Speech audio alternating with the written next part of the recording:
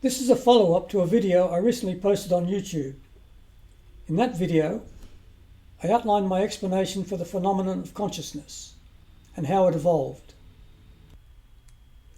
Up until now, the concept has proved so elusive that many concluded the workings were just too complex, and that an explanation might well be beyond our scientific understanding.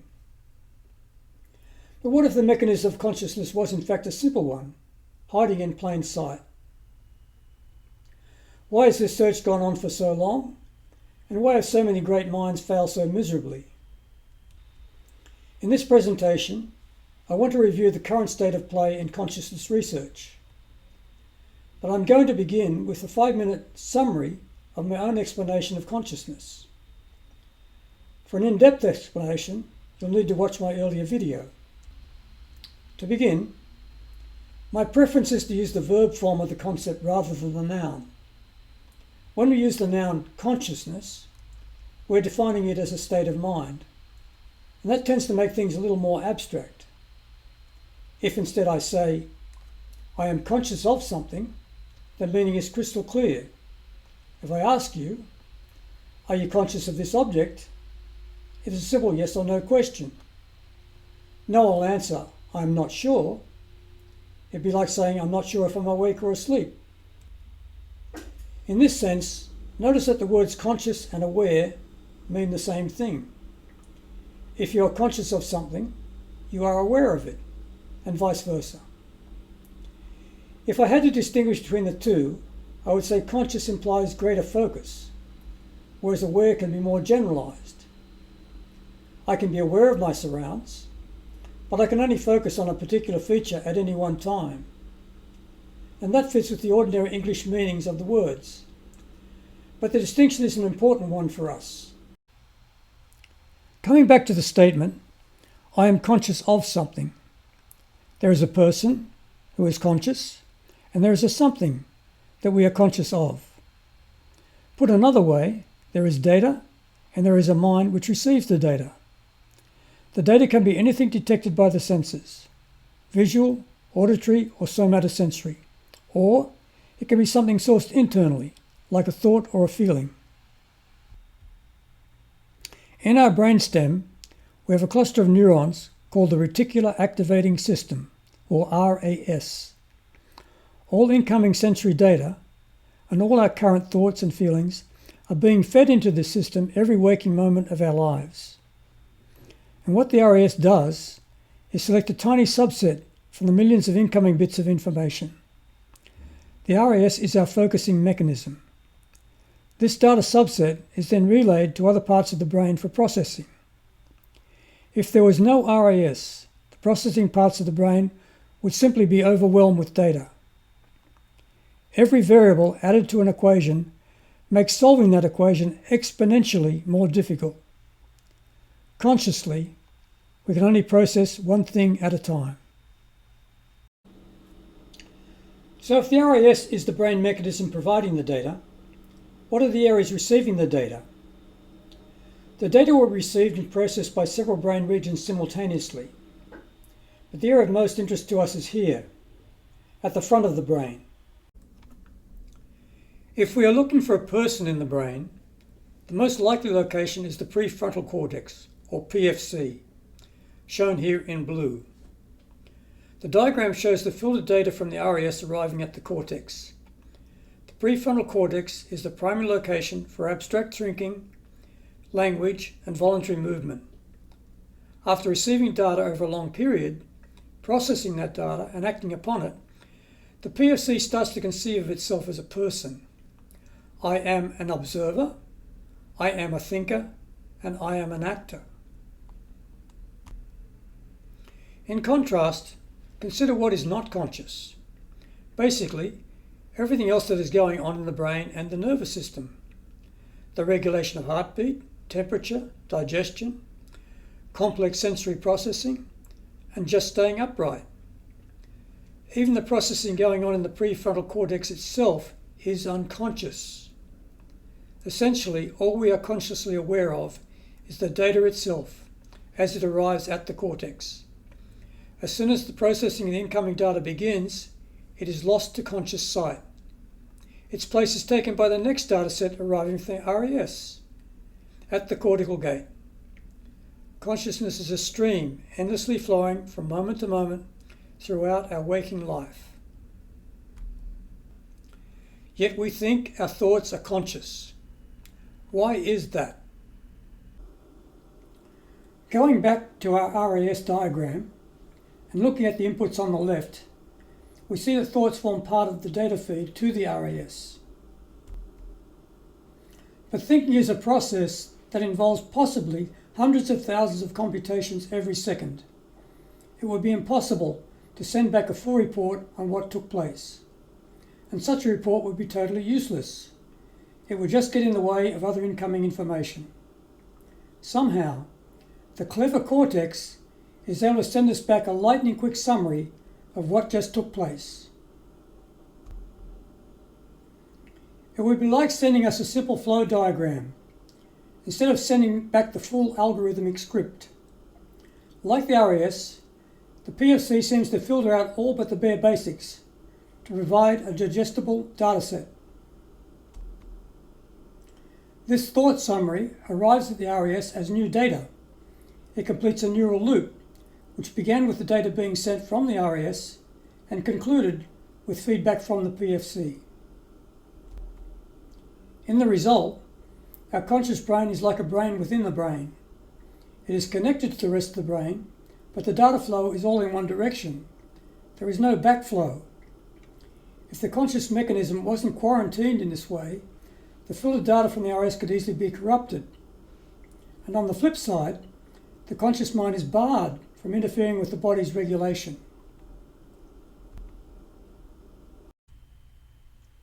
The evolutionary purpose of the mechanism was to give us a way of developing new programming based on experience, rather than relying entirely on inherited programming.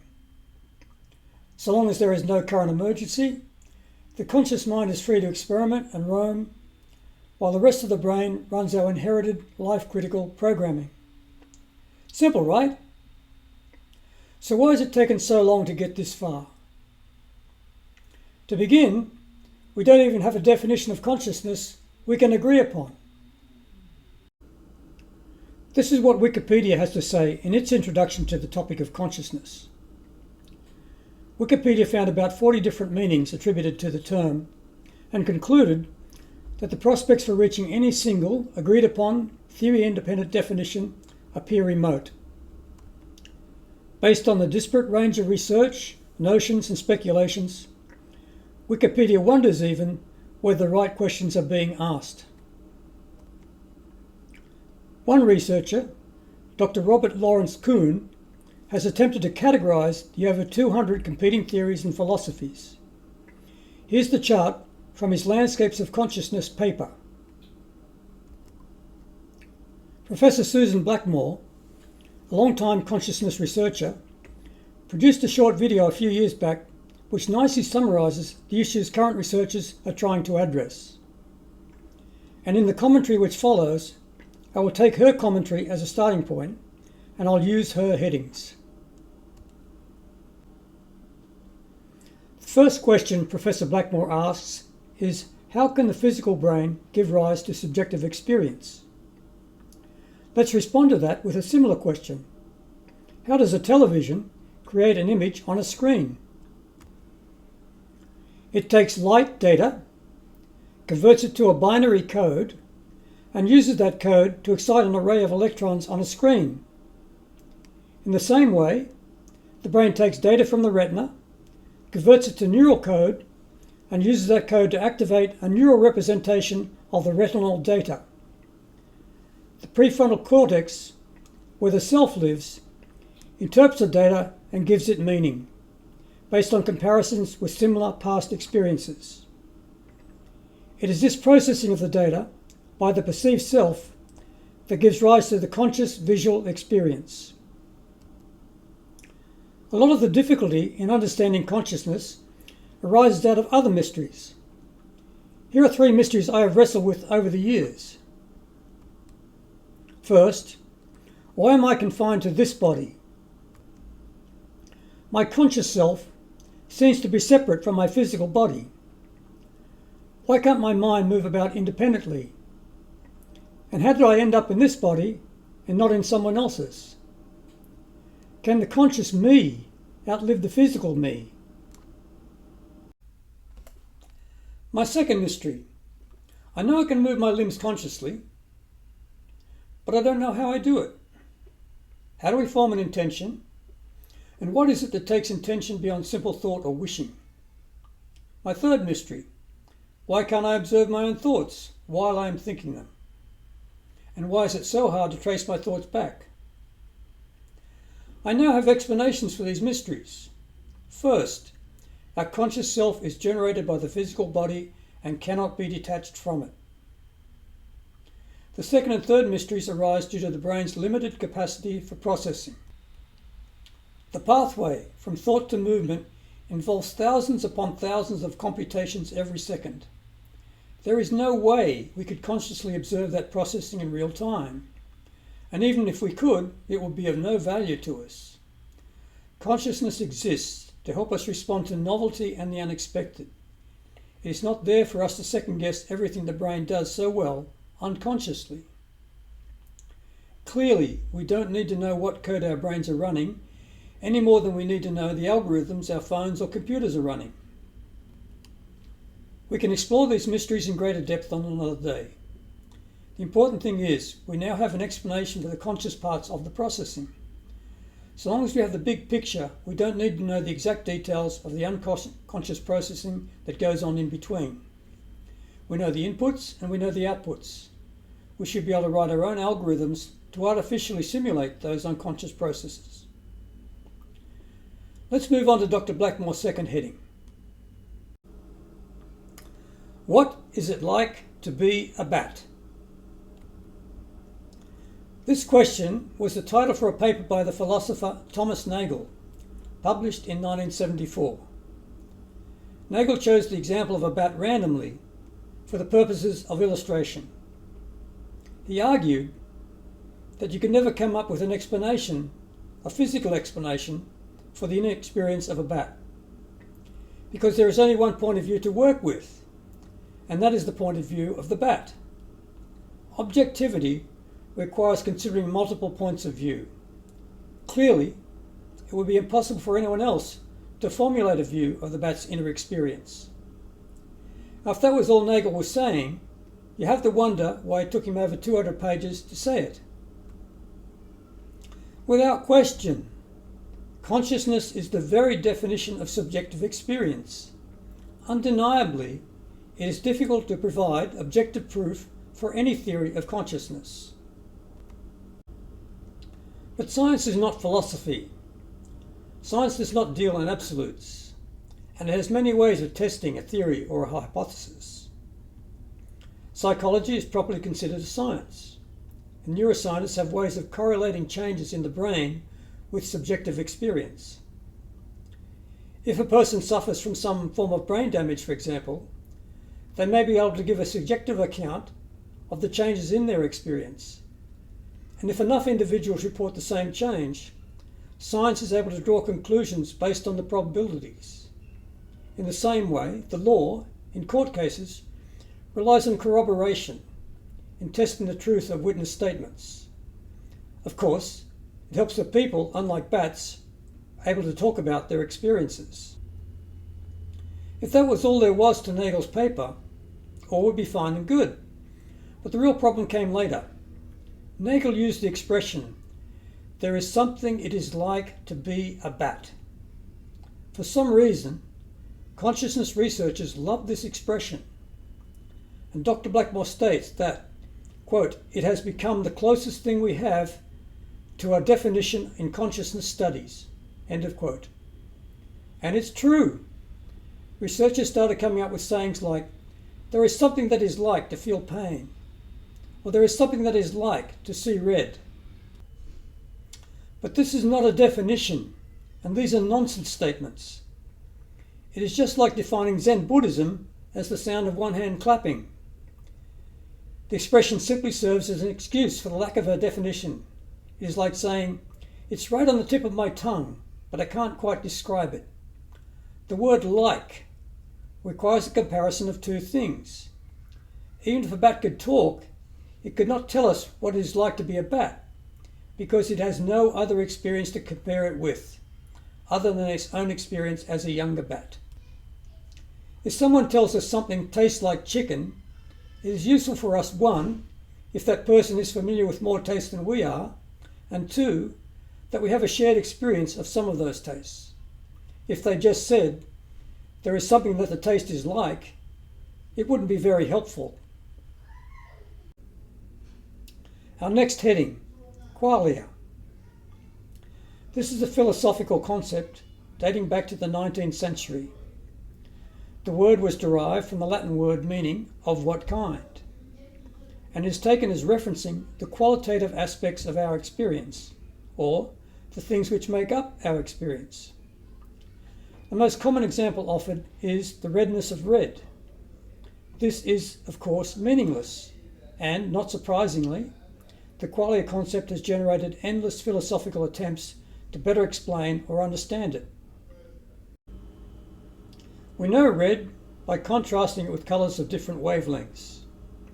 Our current experience of red may also be matched with past experiences of red, which may include particular associations.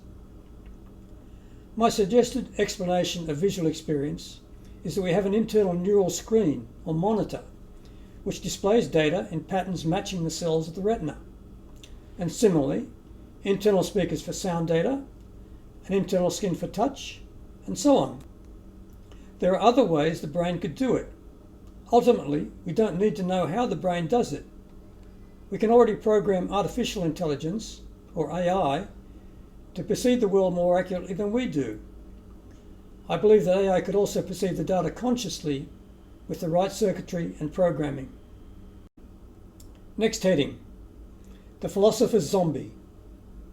Again, we're talking about a philosophical question that was posed long before we had artificial intelligence or knew anything about neuroscience. The philosopher's zombie is a being which is identical to us down to every last cell, but is unconscious on the inside. It gives the appearance of being like us, but is literally just going through the motions. The simple answer is that we are either conscious or we are not. If the zombie was unconscious, it would be a comatose zombie. That said, we could certainly create an artificial equivalent of such a zombie. You already had robots that closely mimic human speech, actions, and behaviours, but there is no inner experience there. Everything they do or say is pre-programmed, and they are primarily programmed to respond to us. They are not programmed to initiate actions. They aren't going to excuse themselves in the middle of the conversation and head off to visit the library. Again, I say that with the right programming, the robot could start living a life of its own. Next, are other animals conscious? This is a more substantive question. My answer is that all vertebrates are conscious, and possibly squid, octopi, and cuttlefish as well. Consider our household pets. They don't have the self-awareness that we do, but they know they are responsible for their actions, and they know that their actions can have consequences. There are signs we can look for. These may not amount to proof, but can be highly indicative. My first test would be to ask if the animal has distinct sleep and wake states. Next, I would ask if all behaviours could be attributed to pre-programming. The capacity to adapt behaviour based on learning is a good indicator. In particular, does the animal engage in play? Play is trial and error behaviour designed to test alternatives to inherited programming. Try to tell any pet owner that their pet isn't conscious. Next, Professor Blackmore asks, what is altered in an altered state? And how do we measure the effect of drugs, say, on the individuals under their influence? My answer is that there are no levels of consciousness and no variations in type. Either we are conscious or we are in a coma. There is no known drug which affects our conscious mechanism. Drugs may affect our body, our coordination, our thoughts, our feelings, and our perceptions. But there is always an observer there, witnessing what is taking place, so long as that person is awake. Next, the neural correlates of consciousness. Basically, the question here is whether conscious processing takes place in an identifiable area of the brain. Can we link neural activity in a specific location to some conscious process? Professor Blackmore offers a simple explanation by way of illustration, but her example has to do with perception, not consciousness. It's worth taking a deeper dive here, because this is where all the big research money is going. The two leading theories are the Global Workspace Theory, or GWT, and the Integrated Information Theory, or IIT. The GWT postulates that consciousness involves a process that selects a small set of the available incoming information and broadcasts it globally within the brain. I have no problem with that at all. The problem is they're looking for the activity in the cerebral cortex, primarily towards the front of the brain. Like so many other researchers, they seem to completely ignore the role of the reticular activating system. Identifying what is deserving of our attention is precisely what the RAS does, and it is the foundation of consciousness. The IIT seems far more ambitious in that it attempts to derive a precise mathematical measure of consciousness. At its simplest, it says that consciousness is a property that arises in any system which integrates information. The research is focused on measuring the amount of neural activity in a brain region according to the number of interconnections. This is taken to indicate the degree to which information is being integrated. The methodology assigns a mathematical value to this connectivity, represented by the Greek letter phi. The higher level of consciousness, the greater the value of phi. And where do they think the greatest amount of integration occurs? Generally to the rear of the cerebral cortex. There are so many red flags here. It seems they are not testing to determine whether their assumption is true or not. They also seem confident that they know what integration looks like. Otherwise, how could they measure it? And how they correlate their measurements with levels of consciousness, I have no idea. Since the only definition they have of consciousness is a high degree of integrated information. It seems the ultimate goal of the IIT is to have a mathematical indicator for the presence of consciousness. I don't think the theory even promises an explanation of how consciousness works. Could the proponents conclude their research with this simple statement? According to our tests and our calculations, consciousness is present in this brain, without ever defining what consciousness is or how it works.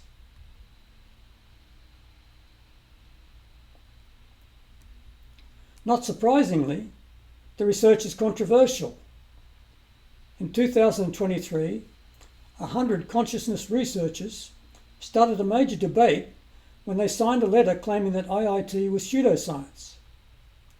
Pseudoscience or not, the approach seems fundamentally flawed. Neither theory is really deserving of that term. They are, at best, untested hypotheses, dreamed up by their proponents. GWT is too vague to be testable, and IIT doesn't seem to think its underlying assumption needs testing. After 20 years of research and lab work, neither has provided a persuasive explanation for anything. Indeed, there has been a lot of evidence calling both hypotheses into question. The response, of course, is that they need more time and more computing power. The fact that one theory is focusing on the front of the brain and the other on the rear is almost comical. The failure of both to assign any role to the reticular activating system at all is mystifying to me. especially in the light of the recent work of South African neuroscientist Professor Mark Solms. Professor Solms points to cases where the individuals have no cerebral cortex at all, yet those subjects are responsive to sights, sounds and touch, and will react emotionally in particular situations. They lack the capacity for abstract thought or self-awareness, but they could claim to be conscious, just as a fish or a lizard is conscious. Professor Solms submits that the reticular activating system is the source of consciousness. But he also fails to look at the filtering role of the RAS. Moving on. Is consciousness an illusion? As Professor Blackmore explains the question is not really asking if consciousness exists. Rather, the illusionist asks whether we should just throw away all of our existing ideas and concepts and start the inquiry anew. Amen to that. They're not mentioned by Professor Blackmore. This is probably the best place to consider the work of the panpsychists. So many researchers have given up on science. They have concluded that consciousness must be something metaphysical and possibly beyond our understanding. The general belief is that consciousness is something cosmic and universal that we somehow tap into. How ironic that the very nature of subjective experience, the separateness of the individual, arises out of a collective shared experience. That we all belong to one mind, but can never know the mind of any other. Free will. Basically, Professor Blackmore asks whether the decisions we think we make consciously are actually being made for us unconsciously. She refers to experiments purporting to show that our brain gives commands to our muscles a few hundred milliseconds before we make a decision to activate them consciously. This is a reference to the work of neuroscientist Benjamin Libet and others. I referred to Libet's 1980s experiments in my previous video, but I now doubt whether those experiments have any validity at all. In any case, the experiments were taken by many as proof that we have no free will. I'm more interested in what the experiments tell us about the mechanism of consciousness. My own view is that consciousness allows us to make choices based on personal experience, as opposed to following the dictates of inherited programming. It would be fair to say that all choices are based on past experience. That may not equate with free will in a pure sense, but they're still choices in a relative sense. The self. Finally, Professor Blackmore asks, what is the self? My answer: if a brain has the capacity to observe its own actions in the abstract, this necessarily gives rise to a sense of self. I observe, therefore I am. I think, therefore I am. And I act, therefore I am. The observer self is the simplest expression of the self. We don't know how we think or how we control movement, but we know with certainty that we observe. We feel we are getting the data direct from the source. I make a distinction between the observer self and the egoic self.